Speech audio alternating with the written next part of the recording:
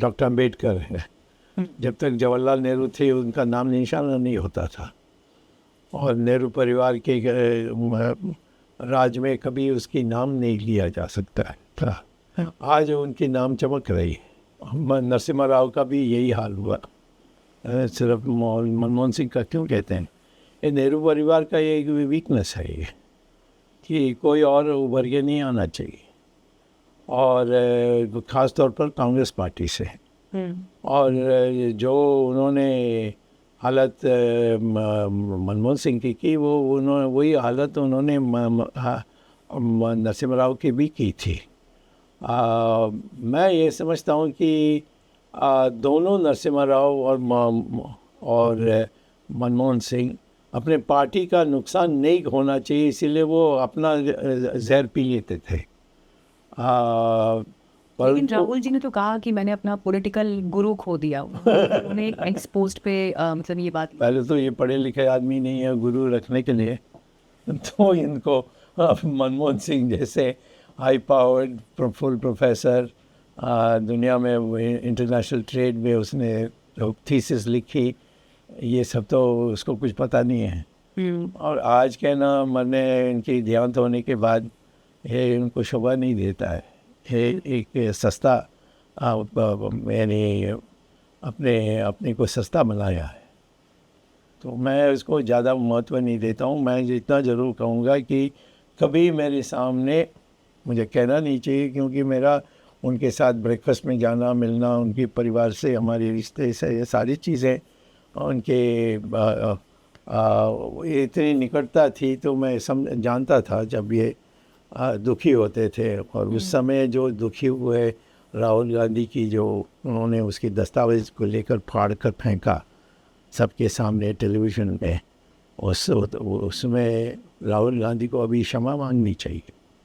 उनको माफी बिल्कुल मांगना चाहिए कि मैंने गलती की, कहना चाहिए उनको, नहीं तो विवश करना चाहिए हम लोगों को।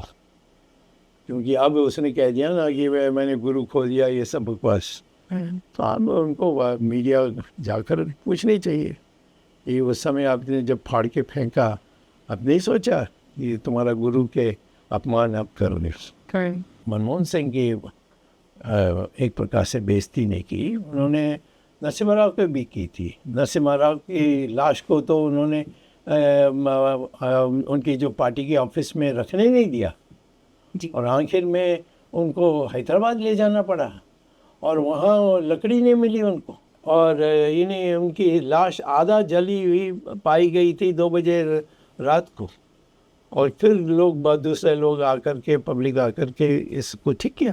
तो ये कहाँ ये इनको इतनी निष्ठा होती थी, तो फिर जहाँ जवाहरलाल नेहरू के जगह में जो बड़ा मैदान बनाई है, वहाँ नरसिम्हा राव का भी एक शिला रख दें और मनमोहन सिंह को भी रख दें, तो फिर मैं समझ सकता हूँ कुछ प्रायश्चित का है।